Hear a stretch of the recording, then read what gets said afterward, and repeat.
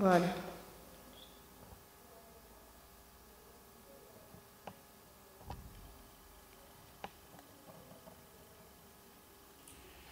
Je vous avais expliqué que ce cours comporterait deux parties. Une partie qui allait porter sur l'économie et la société à Naples au XVIIIe siècle, et une deuxième partie, c'est celle dont je vais traiter aujourd'hui, qui allait porter sur les institutions.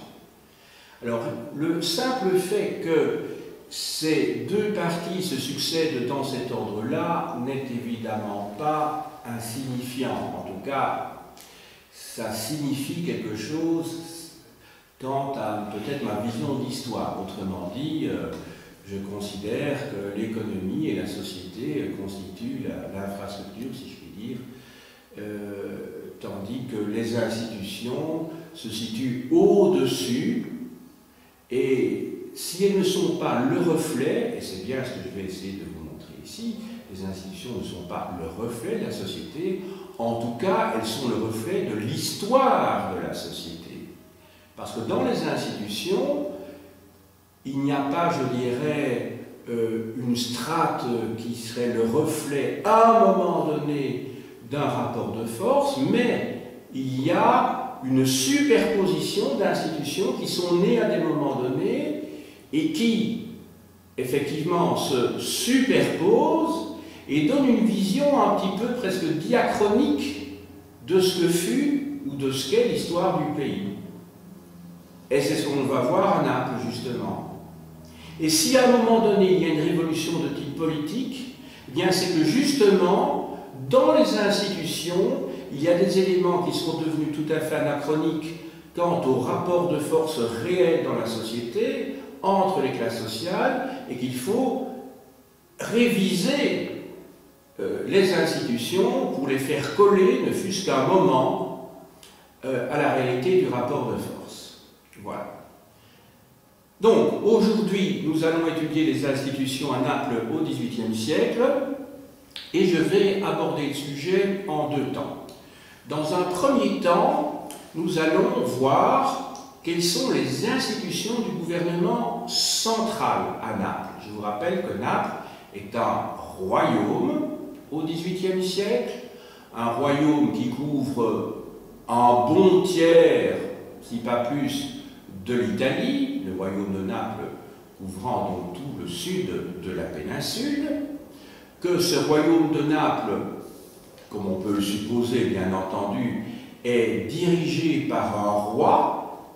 Je vous avais expliqué également il y a 3 jours qu'il y avait eu un changement de dynastie en 1734, qu'effectivement dans le premier tiers du XVIIIe siècle, c'était une dynastie autrichienne qui gouvernait le royaume de Naples, tandis que pendant les 2 derniers tiers, c'est une dynastie d'origine française et en fait espagnole qui va gouverner le royaume de Naples, puisque le premier roi de Naples de la dynastie des Bourbons est en fait le fils de Philippe V, qui était lui-même le petit-fils de Louis XIV. Philippe V était roi d'Espagne. Don Carlo, c'est-à-dire Charles de Bourbon, devient roi de Naples, pendant parallèlement son père est roi d'Espagne. Lorsque lui-même devient roi d'Espagne au décès de son père, il va confier la direction du royaume à son fils, mais qui est mineur à ce moment-là, Ferdinand IV. Donc en fait, c'est un premier ministre qui va assurer la régence pratiquement effective d'Anici, dont je vous ai parlé déjà mardi. Et Ferdinand IV est un roi qui va gouverner pendant une bonne 60aine d'années, puisqu'il chevauche le XVIIIe siècle et le XIXe siècle. Voilà. Donc,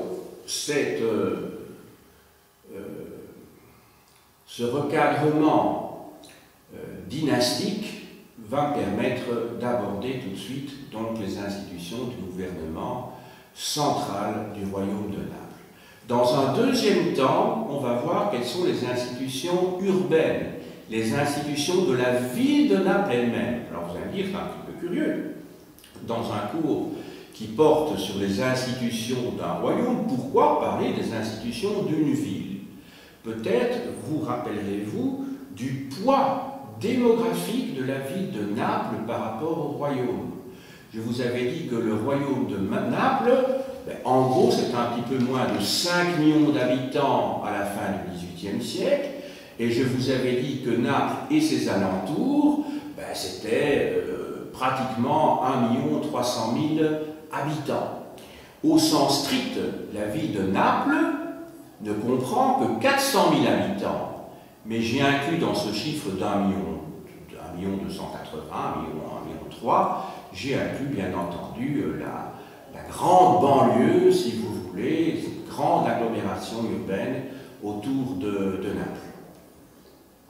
D'ailleurs, ça vaut peut-être la peine de noter que Naples est une des plus grandes villes d'Europe à cette époque-là, à côté de Londres et de Paris. Elle fait partie des 3 grandes villes européennes sur le plan démographique. Donc, vous comprenez bien que si Naples et ses alentours comprennent pratiquement le quart de la population du royaume, le fait que c'est la capitale du royaume, eh bien, va donner, en tout cas en l'espèce, dans le cas précis de la ville de Naples, une autorité particulière à ceux qui dirigent la ville elle-même.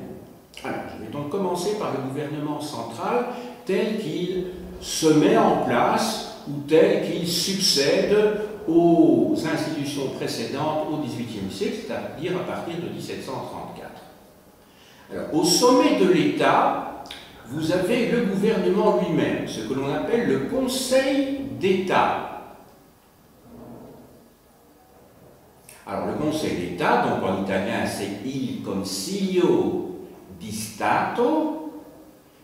Un autre terme qui est utilisé à cette époque-là, c'est la Giunta, donc la junte, si vous voulez, la Giunta di Gabinetto, avec 2 T, Gabinetto. Donc autrement dit, la junte du cabinet, si vous voulez, comme on dit, le cabinet anglais, le cabinet, ça veut dire le gouvernement lui-même. Voilà. Alors, ce gouvernement du royaume de Naples se réunit 5 jours sur 7. Il se réunit tous les jours, sauf le mardi et le dimanche. Il est présidé par le roi lui-même, donc par Charles de Bourbon, puis par celui qui fait office de régent, Tanucci, et puis par la suite par Ferdinand IV. Il comprend un certain nombre d'individus. Tout d'abord, les ministres, que l'on appelle les secrétaires d'État, c'est la même chose. On y trouve également des représentants de la haute noblesse et on y trouve également des représentants de la haute magistrature, plus le majordome, c'est-à-dire le chef du palais royal. Donc ce cabinet se réunit tous les jours, mais il se fait que ce cabinet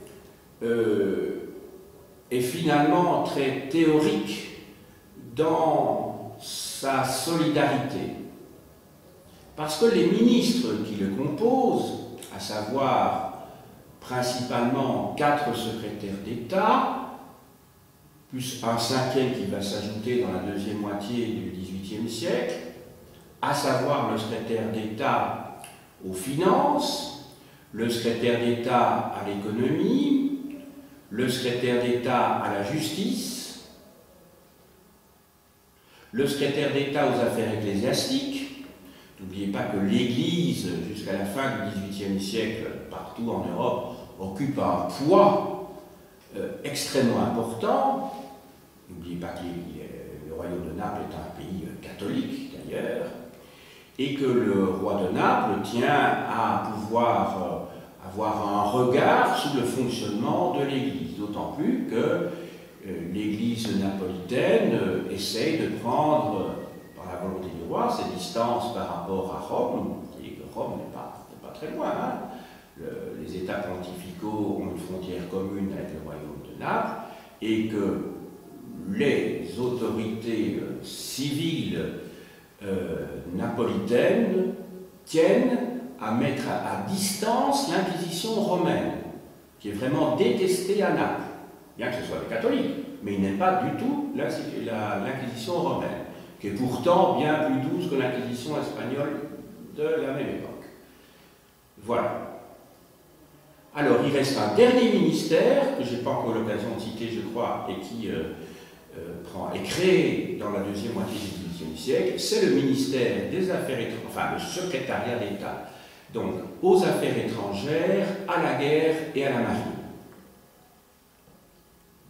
et qui répond à des centres d'intérêt nouveaux du royaume de Naples, à ce moment-là, et qui est déterminé par sa nouvelle position sur l'échiquier européen, sur l'échiquier international. Voilà. Maintenant, il se fait que ces différents secrétaires d'État, donc ces différents ministres, ne travaillent pas du tout de concert. Donc, chacun y va de sa politique personnelle, donc ils se réunissent pratiquement tous les jours, ils exposent en fait leurs projets, mais il n'y a pas de politique commune, comme il doit y en avoir dans un gouvernement. Si vous voulez, chaque secrétaire d'État est son propre Premier ministre dans son ministère, donc il n'y a pas de cohérence. Donc il y a déjà ce problème d'absence d'unanimité au niveau du gouvernement central du royaume de Naples, mais en plus, on va voir qu'il y a une farouche résistance de la noblesse et des autres classes dominantes à Naples contre la monarchie bourbonienne qui se voudrait absolutiste comme d'autres monarchies à cette époque-là en Europe. Donc en fait, l'absolutisme royal à Naples est très théorique. Le modèle reste bien entendu la France, ou l'Espagne, qui elle-même prend exemple sur la France, mais dans les faits, il est très difficile pour ces rois bourbons, pour Charles de Bourbon et ensuite pour Ferdinand IV, de mettre en œuvre cette politique absolutiste. Donc ils ont de grosses difficultés. Ils en ont la volonté, et même cette volonté n'est pas très forte, mais en tout cas, c'est en tout cas leur objectif, si vous voulez. Et d'autre part, ils se trouvent face à un mur qui est lié donc d'une part à l'incohérence au sein même du gouvernement, mais surtout à la résistance de la noblesse, je dirais, de la haute noblesse, qui tient au privilège qu'elle a acquis depuis le Moyen-Âge quant à la gestion du royaume.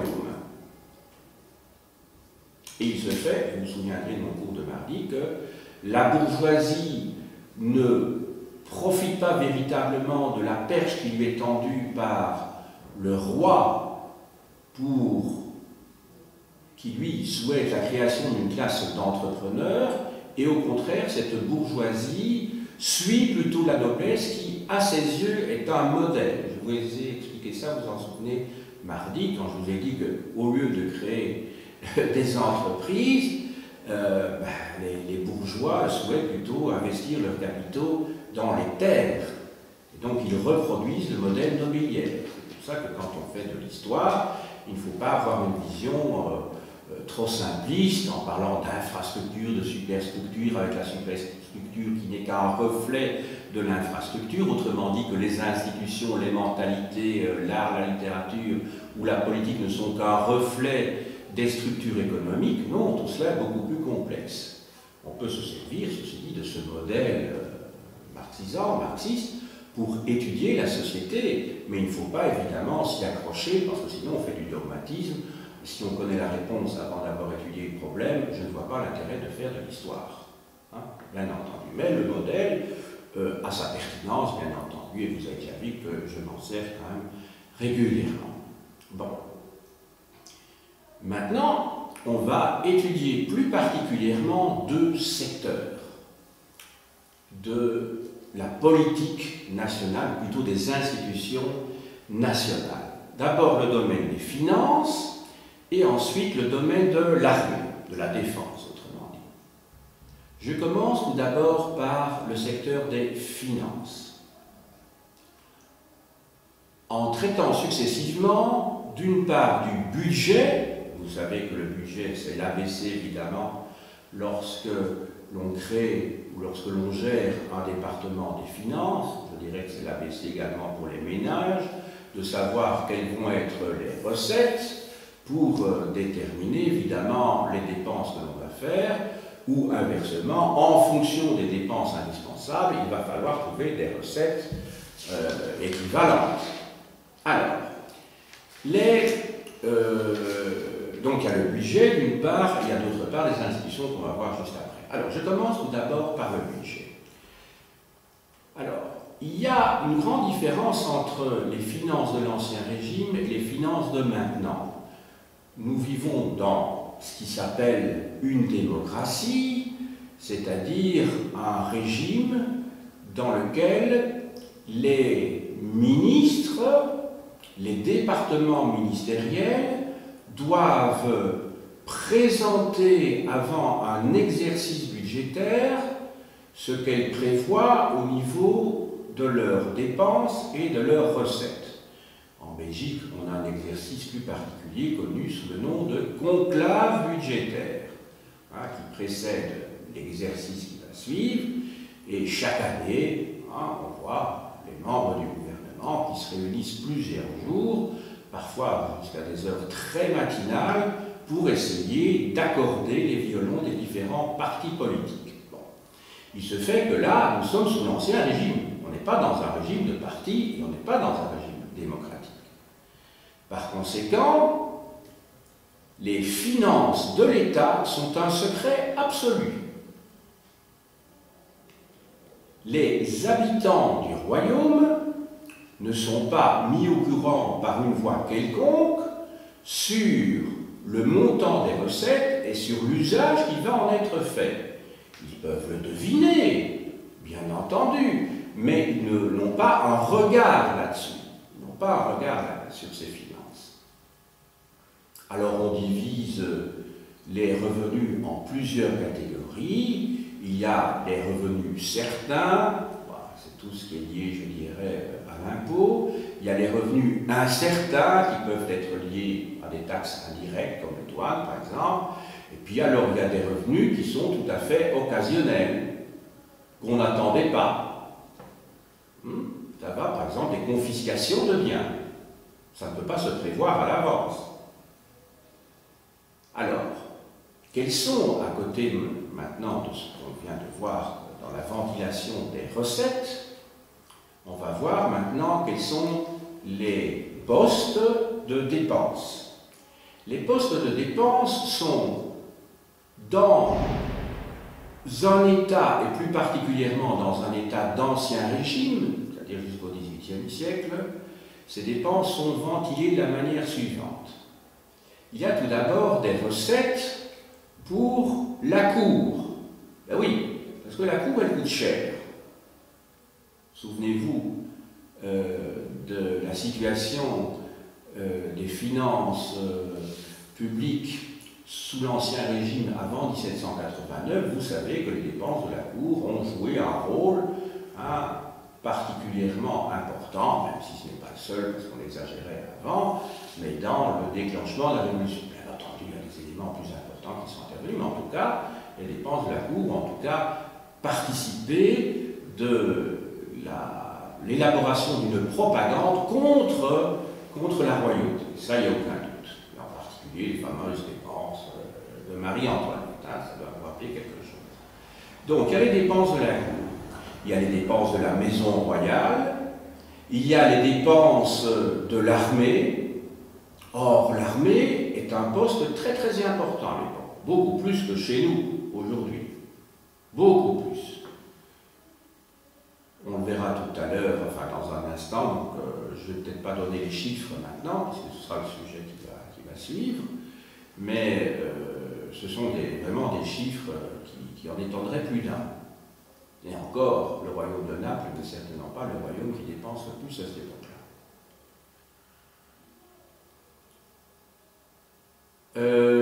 Il y a bien entendu les transports.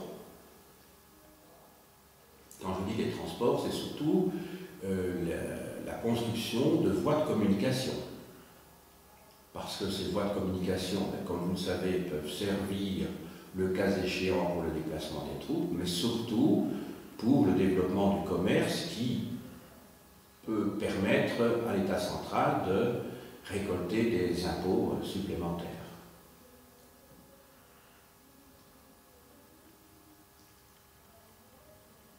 Voilà, ce sont quelques postes de dépenses importants à cette époque-là.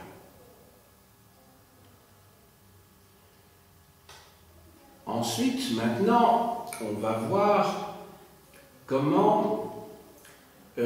quelles sont les institutions qui soit sont mises en place, soit constituent un héritage d'institutions financières antérieures.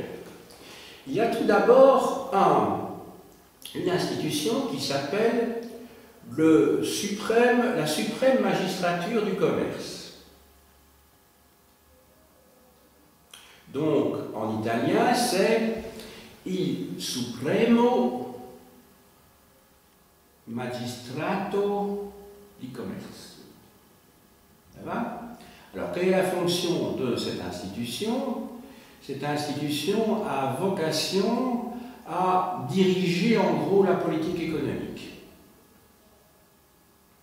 Et alors, il y a une autre institution qui, sauf erreur de ma part, date de 1739, me semble-t-il, c'est la création du Conseil supérieur des finances.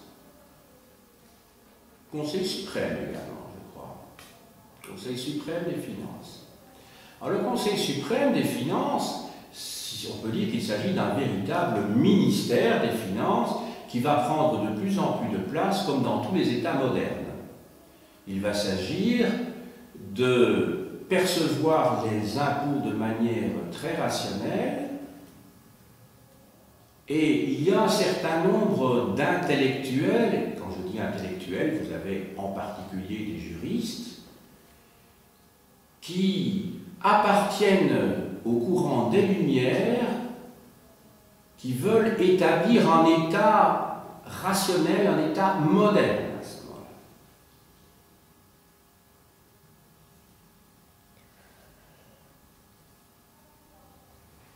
On passe maintenant, après avoir vu dans un premier temps le fonctionnement global du gouvernement central du royaume de Naples, après avoir analysé un secteur particulier de ce gouvernement central qu'étaient les finances, on va passer maintenant à l'étude très rapide d'un autre secteur du gouvernement central, à savoir la défense.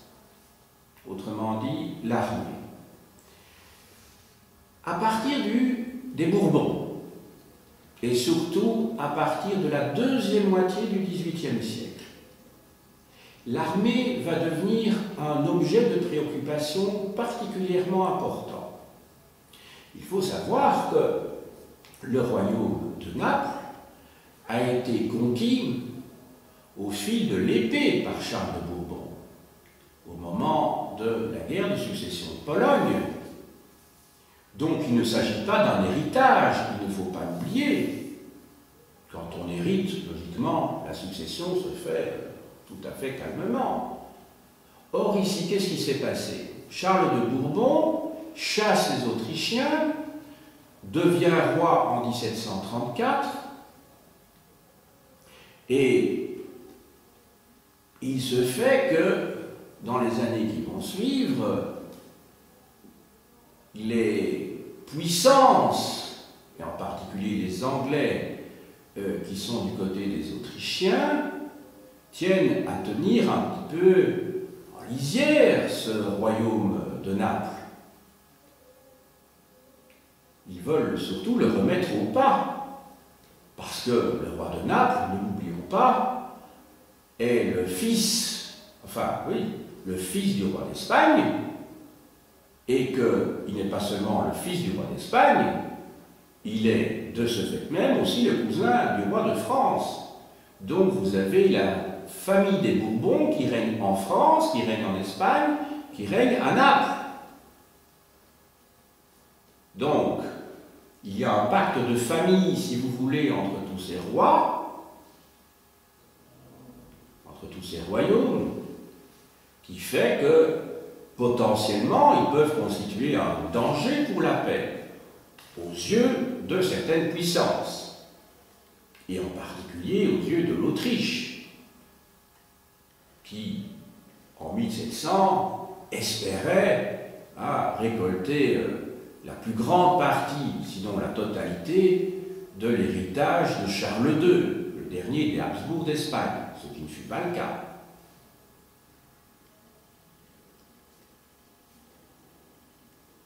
Et c'est ainsi que John Acton, A.C.T.O.N., Premier ministre du royaume de Naples, va avoir pour objectif de créer une armée puissante, efficace, qui n'a pas véritablement d'objectif offensif, mais qui pourrait en tout cas résister à une invasion, à une volonté de conquête extérieure.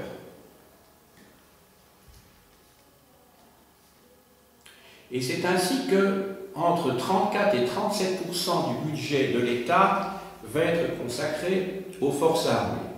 Forces armées qui en viendront à avoir près de 50 000 recrues, si vous voulez, soldats.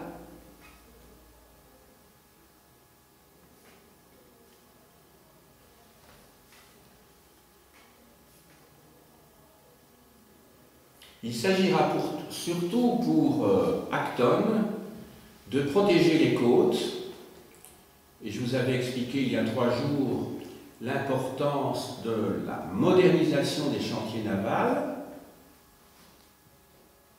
Je vous avais expliqué également l'importance de l'exploitation des mines de Calabre pour permettre effectivement la fabrication d'armes dans le domaine de la sidérurgie. Alors tout ce que je vous ai expliqué concerne les institutions centrales. Rappelez-vous ce que je vous ai expliqué tout au début du cours, c'est que ces institutions centrales sont le reflet de la volonté des rois Bourbons de construire un État absolutiste, un État moderne, où les décisions viennent d'en haut et sont centralisées. Mais, ça c'est la théorie, c'est l'idéal. Mais ce que nous apprend l'histoire, et c'est ça l'intérêt d'essayer de décomposer la structure des institutions, c'est qu'il y avait, avant les Bourbons, des institutions qui existaient depuis le Moyen-Âge. Et ces institutions qui avaient beaucoup de poids dans la gestion, l'administration de l'ensemble du royaume, ce sont les institutions urbaines de Naples. Alors, au premier chef de ces institutions, vous avez ce que l'on appelle les sedili, S-E-D-I-L-I. Ce sont des assemblées de quartiers, initialement. Ces assemblées de quartiers portent un autre nom qui est peut-être plus parlant, ce sont les piazze, P-I-A-2-Z-E. Piazze, ça veut dire les places. Et là, c'est peut-être plus parlant par rapport à l'idée que ce sont des assemblées de quartier. D'ailleurs, vous savez qu'à l'heure actuelle, quand il y a un mouvement de contestation, on essaye d'occuper les places. Pensez à la place Tahrir au au Caire, pensez à la place Taksim à Istanbul, ou Ankara, non c'est à Istanbul je crois, si mes souvenirs sont bons. Pensez au mouvement, enfin il y a toute une série de places qui ont été occupées comme ça depuis quelques années. Oui, la place Syntagma à Athènes, hein, qui était un lieu de rassemblement de la population contre les institutions officielles. Ou la place, je ne sais pas, la place de la Puerta del Sol à Madrid, dont on a beaucoup parlé dans le cadre du mouvement des Indignados des Alignés. Bon, ici donc les piazzées, ce sont des assemblées de quartier. À l'origine, au Moyen-Âge donc, avant 1500, les représentants qui siégeaient dans ces assemblées étaient théoriquement choisis en fonction de leur mérite, en fonction des vertus réelles ou supposées que pouvaient posséder ceux qui prétendaient à y siéger. Il se fait qu'à partir du XVIe siècle, très clairement, il va y avoir la noblesse qui va cadenasser véritablement cette institution essentielle que sont les sedili, les piazzées, et cela va conduire à ce qu'il n'y aura donc plus que des nobles qui pourront siéger dans ces sedili, dans ces assemblées, qui portent d'ailleurs le nom de quartier de Naples. Ah, il y a une piazza qui s'appelle la Montagna. On comprend ce que ça veut dire, ce sont ceux qui habitent dans le haut de Naples. Il y en a une autre qui s'appelle Il Nilo. Alors, c'est parce que c'est un quartier où il y avait à l'origine des Égyptiens, etc., etc. Donc, il y en avait un certain nombre. Il y en avait 6 de ces lits. Et dans chacune de ces piazzas, en tant qu'institution, ici je parle bien, il y avait donc des députés qui étaient élus. En fait, à côté des 6, des 6 piazzées dirigées par des nobles, il y en a une qui est dirigée par des plébéiens, si vous voulez, des plébéiens. Chacune de ces piazzas, donc, doit élire 6 députés. Donc, si vous faites le compte, 7 piazzées fois 6 députés, ça nous conduit théoriquement à 42 députés, mais il se fait qu'il y avait une piazza qui avait un député de moins. Donc ça fait 41 députés. Chaque piazza, ou plutôt les députés de chaque piazza, puisque c'est un suffrage indirect, ce n'est pas directement les membres de l'Assemblée qui élisent, ce sont les députés de chaque assemblée, donc de chaque piazza, qui élisent leurs représentants. Il y en a un. Donc il y a un élu pour 6 députés. Et ces élus, donc vous voyez que c'est un système institutionnel à étage, où finalement, je ne sais pas si ça vous rappelle quelque chose, mais quand on étudiait Venise, c'était le cas aussi. Ce sont des gens qui élisent d'autres gens, etc. Puis finalement, on se retrouve devant un tout petit nombre de gens qui ne représentent qu'une partie très réduite de la population, et ça n'a plus rien du tout de démocratique alors, hein, plus rien du tout de démocratique. Ça a peut-être laissé à certains un souvenir qui n'était peut-être pas très drôle ce jour de l'examen, mais en tout cas, effectivement, les institutions vénitiennes au Moyen-Âge ne sont pas simples, mais c'est l'absence de simplicité. Cette absence de simplicité est voulue, il est voulu, et il est surtout le résultat d'une histoire et de rapports de force. Si c'est compliqué, c'est parce qu'il y a eu des ajustements successifs et qu'à un moment donné, c'est un petit groupe qui a quand même voulu dominer les autres et qui s'est arrangé pour se trouver au sommet de la pyramide. Et donc ici, vous avez le même cas, c'est 7 élus, 6 patriciens et 1 plébéien, donc je dirais 6 nobles et un populaire, pour être plus clair, vont élire le maire de la ville de Naples. Alors vous allez me dire, mais on n'est plus du tout au niveau des institutions centrales de Naples. Mais oui, on y est pourtant.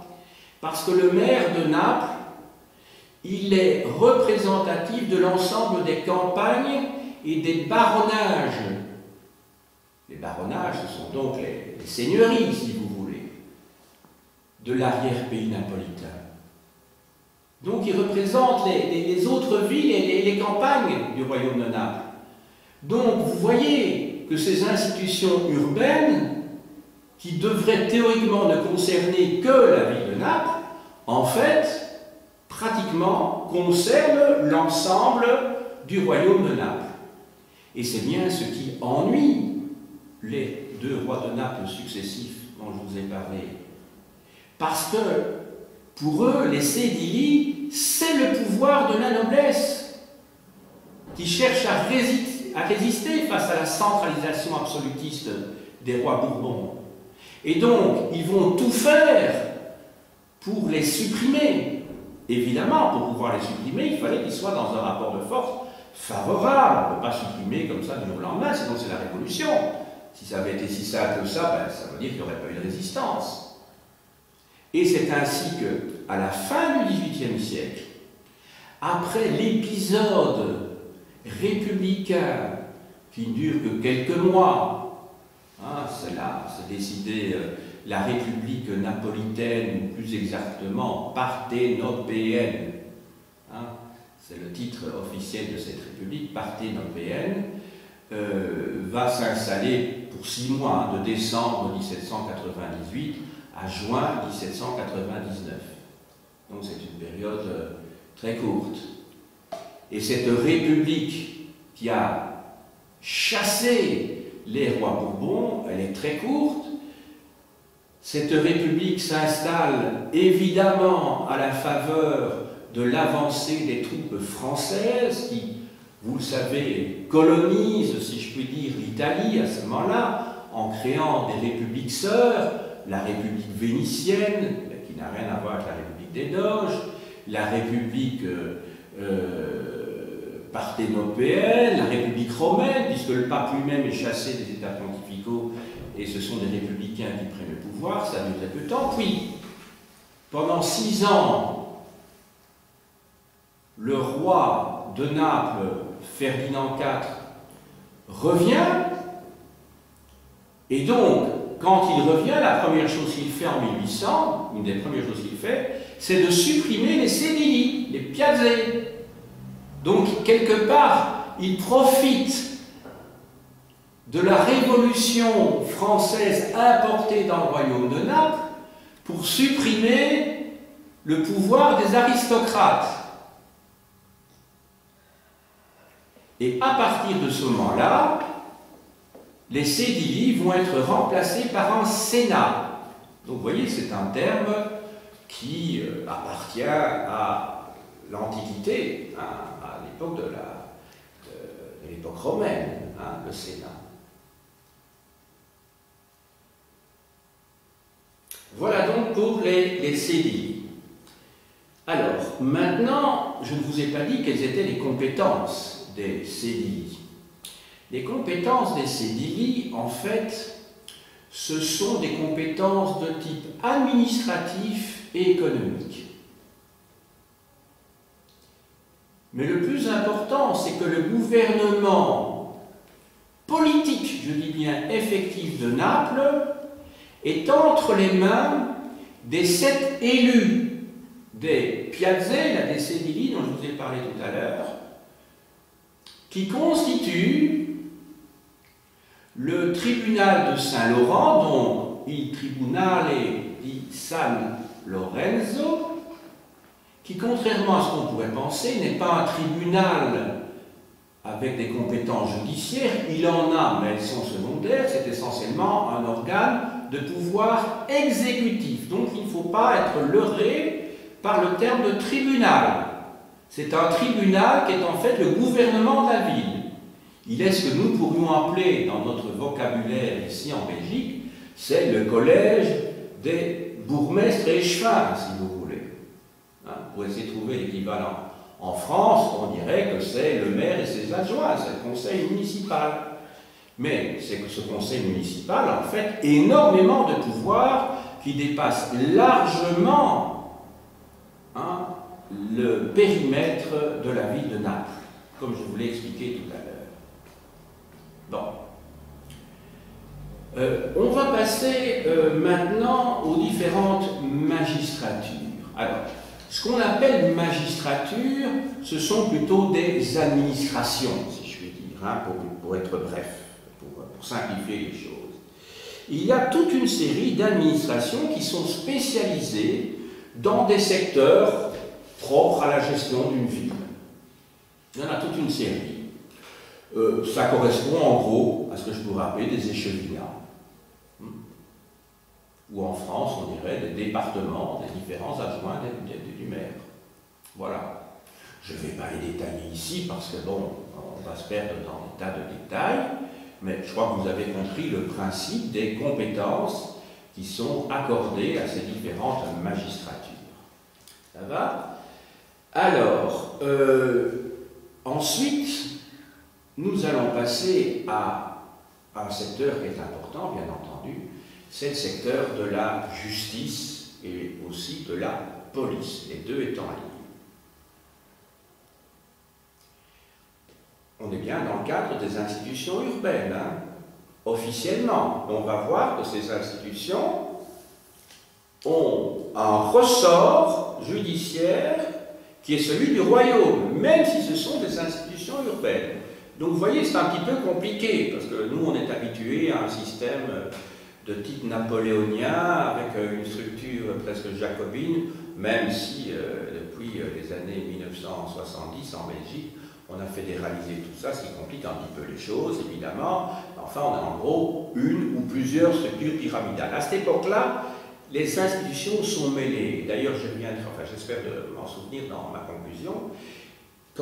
La raison pour laquelle j'ai étudié le cas de Naples, c'est qu'il me paraît assez exemplatif, mais c'est vrai que j'aurais pu prendre d'autres exemples, de ce que c'est que, ou plutôt de ce que sont, des institutions d'ancien régime, c'est-à-dire des institutions qui n'ont pas encore connu le rouleau compresseur de la Révolution française, qui restructure tout ça pour leur donner une structure très rationnelle, alors que jusqu'en 1789, en France, les institutions s'enchevêtrent les unes dans les autres, tant sur le plan politique, judiciaire, législatif, exécutif. Vous savez que jusqu'en 1789, il n'y a pas de séparation des pouvoirs. Et c'est pour ça que dans les institutions dont je suis en train de vous parler pour l'instant, ça n'a pas toujours beaucoup de sens de dire « Ah, ben ça, ce sont des institutions de type exécutif, ça, ce sont des institutions de type judiciaire », parce que tout ça est mêlé. Donc vous avez vu qu'on peut avoir un tribunal qui s'occupe de la politique générale. Donc il ne faut pas partir avec des schémas de pensée qui sont les nôtres. Tout ça a été restructuré justement à la Révolution française, même s'il y a eu un certain nombre d'États qui ont profité, je dirais, du courant révolutionnaire, mais qui se sont modifiés plus tard, dans la cinquantaine d'années qui va suivre la Révolution française. Alors, dans le domaine de la justice, au-dessus des institutions judiciaires, vous avez un tribunal qui s'appelle il Sacro Consiglio di Santa Chiara. Donc, ça veut dire le Sacré Conseil de Santa Clara. C'est aussi dans un quartier, si vous allez à Naples, une église célèbre qui s'appelle Santa Clara, c'est-à-dire Sainte-Claire. Mais en fait, bien qu'étant au sommet de la pyramide judiciaire, il ne s'agit que d'un tribunal de première instance.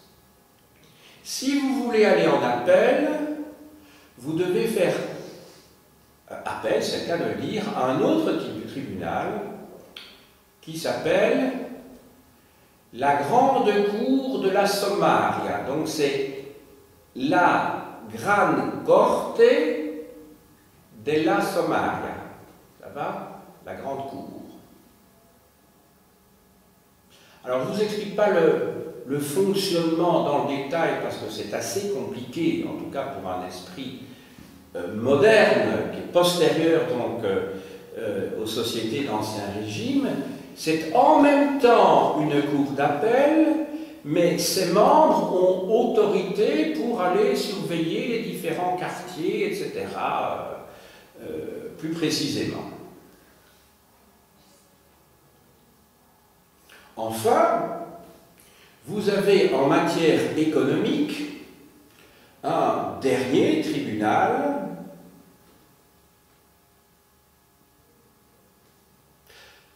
oui, je me suis trompé là, il y a 2 minutes. J'ai dit la Gran Corte della Sommaria, mais c'est de la Vicaria.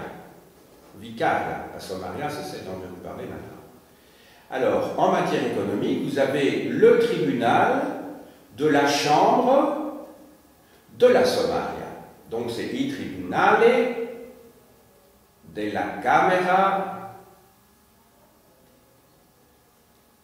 della Sommaria. Ça va? Donc, faut distinguer les deux. La Vicaria, c'était la cour d'appel, dont je vous ai parlé il y a quelques instants, et ici, c'est... Alors, ce tribunal-ci, il a compétence en matière fiscale. Ça veut dire quoi? Eh bien, ça veut dire que ce tribunal, il est là pour vérifier s'il n'y a pas de fraude, pour voir également si les institutions qui sont chargés de percevoir l'impôt font correctement leur travail pour voir s'il n'y a pas de corruption. Inutile de faire un petit schéma. Si, à l'heure actuelle, on parle de corruption dans certaines administrations italiennes ou qui seraient en tout cas viciées par la mafia ou la Camorra, ben, vous pouvez imaginer qu'il y a 2 siècles, à une époque où les moyens de contrôle étaient plus faibles, pratiquement, parce que les moyens de renseignement étaient plus faibles, ben, que ça devait exister aussi, on peut le supposer. Maintenant, restent les activités de la police. Alors, je ne vais pas parler de la police qui fait son travail, je dirais, de répression en matière criminelle. Je vais vous parler plutôt en quelques mots de la police politique. Parce qu'il a existé à 2 reprises une police politique à Naples. D'abord la Giunta della Inconfidenza, ça veut dire littéralement la junte, et inconfidenza, bon, confidenza c'est la confiance, donc inconfidence, donc ça veut dire c'est la jointe qui s'occupe, je dirais presque du contre-espionnage, c'est ça, c'est du contre-espionnage, la CIA si vous voulez, hein. C'est la sûreté de l'État, c'est la sûreté de l'État. Or, pourquoi a-t-on créé cette sûreté de l'État?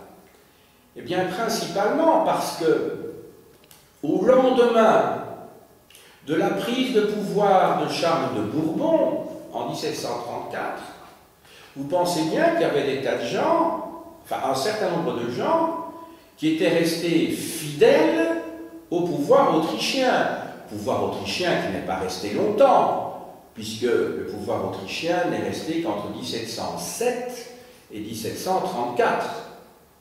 Puisqu'avant 1707, je vous rappelle que Naples était la capitale d'un vice-royaume espagnol. De 1707 à 1734, Naples est la capitale d'un vice-royaume autrichien, et le royaume indépendant tient entre 1734 et 1799, puis vous avez l'épisode que je vous ai dit républicain, puis vous avez pendant 6 ans donc, le retour des Bourbons, donc c'est de nouveau le royaume de Naples, et je crois vous avoir expliqué hier, il y a 3 jours, que Napoléon, pendant 2 ans, il met son propre frère comme roi de Naples, Joseph, entre 1806 et 1808, et de 1808 à 1815, son frère passant en Espagne, où il devient lui-même roi, c'est le beau-frère de Napoléon, Joachim Murat, hein, qui devient le vice-roi de Naples. Et alors, évidemment, une fois que les Napoléonides tombent en même temps que Napoléon, en 1815,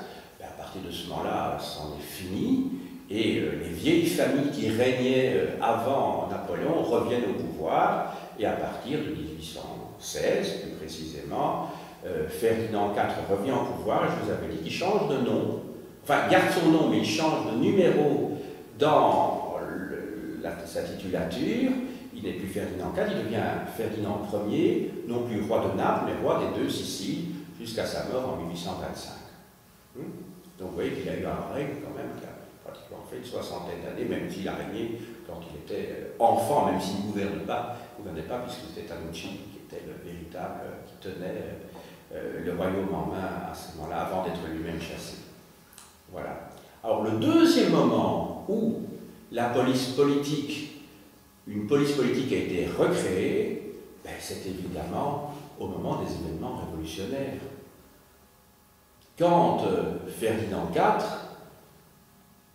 s'est méfié, ou voulait plutôt savoir ce qui se passait dans son royaume, alors que l'Europe était en train de se battre, et que l'Europe, et l'Italie en particulier, étaient constituées de républiques sœurs de la République française, donc suivaient les principes, c'était en fait des clones de la République française en miniature, si vous voulez.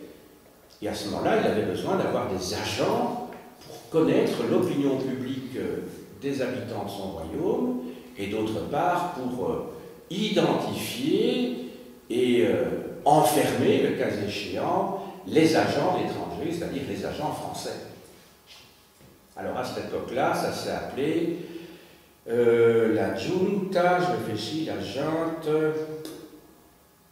je ne me souviens plus du mot, mais enfin c'est une junte de surveillance également, qui a eu la même fonction qu'à l'époque où il y avait la méfiance du régime autrichien.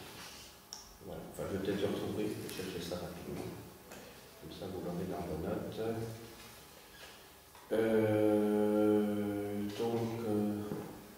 Ça s'appelle tout simplement la junte d'État. Donc la junte d'État, donc c'est la Giunta di Stato. La Giunta di Stato. Voilà. J'en arrive maintenant à la conclusion. La conclusion. Alors la conclusion, en étudiant ce sujet-ci, et je vais revenir inévitablement à ce que j'ai dit dans l'introduction, parce que ben voilà, je boucle la boucle si vous voulez, c'est que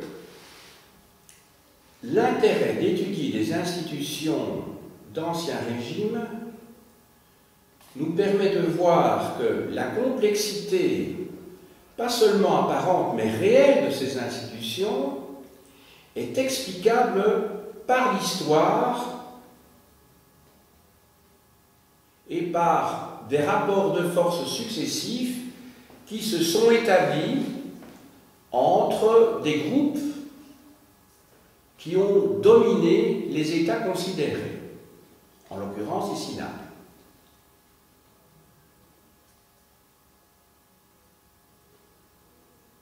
Donc, la vision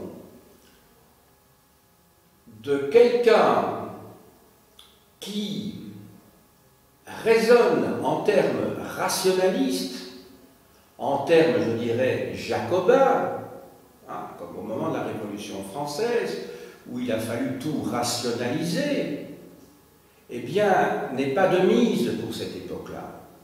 Donc, ça demande une véritable conversion du regard. Donc, il ne faut pas projeter nos concepts et notre vision de la structure politique, législative, judiciaire sur le passé, avant en tout cas la Révolution française, parce que ça n'aurait pas de sens.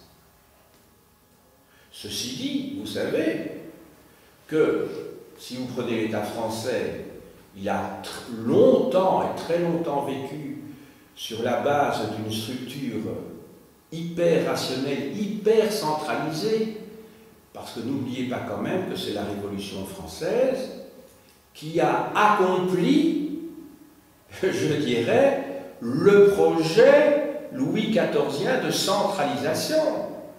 Les Jacobins ont mené à bien le projet absolutiste des rois de France,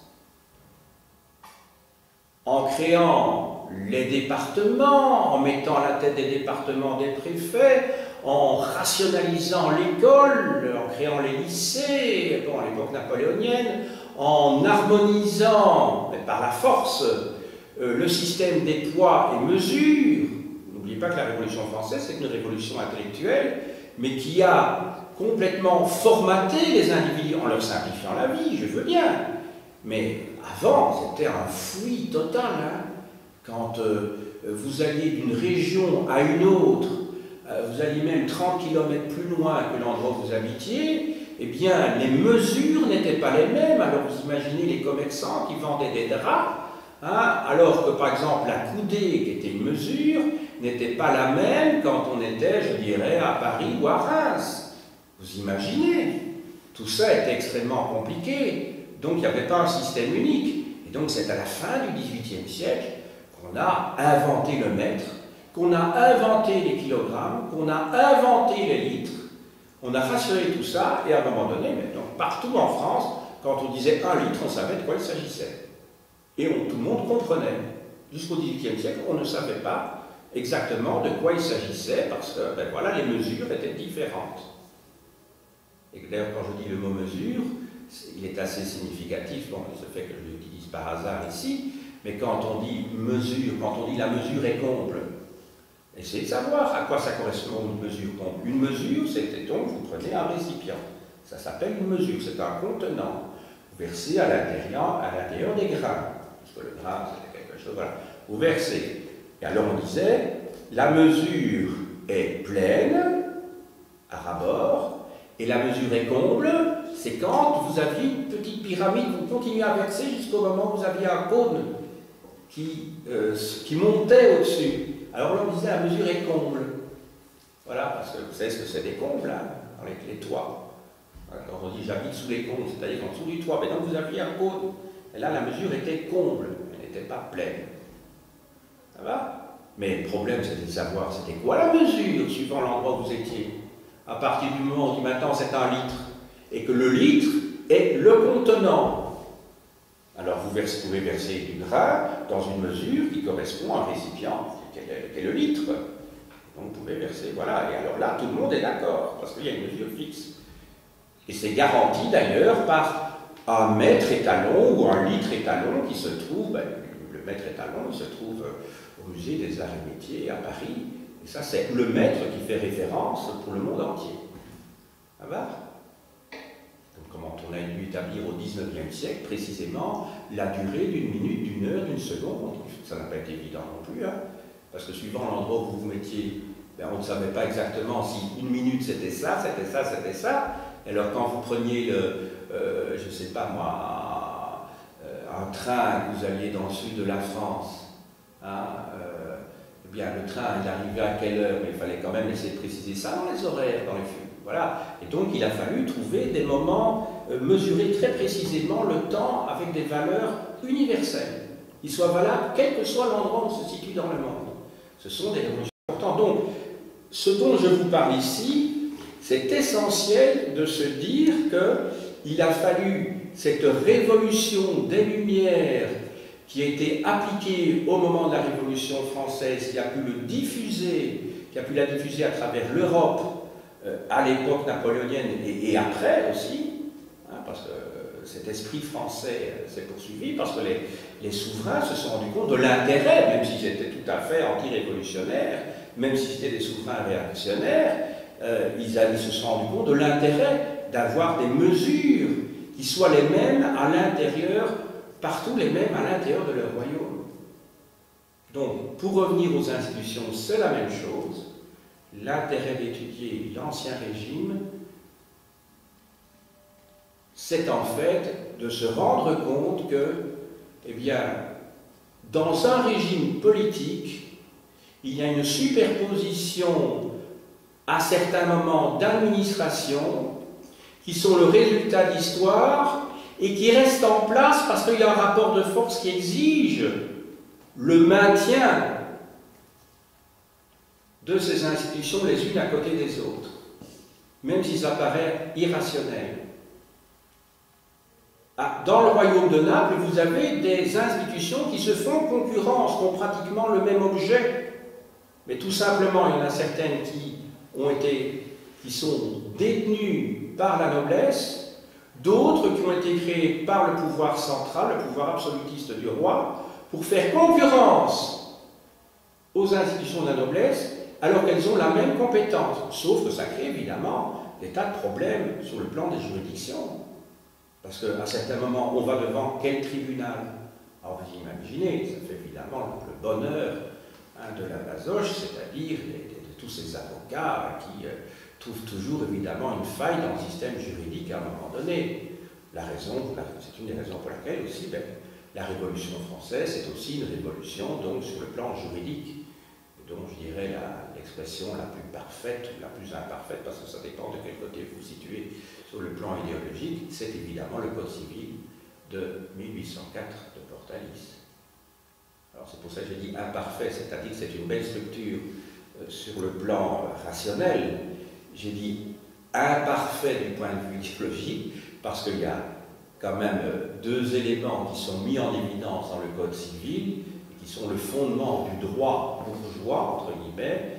C'est d'une part le droit de propriété, c'est l'idée que le père de famille a le pouvoir absolu, je dirais, sur sa femme et sur ses enfants. La femme perd une série de droits qu'elle avait acquis au moment de la Révolution française, en particulier le droit de pouvoir divorcer. Et ça disparaît à l'époque de Napoléon.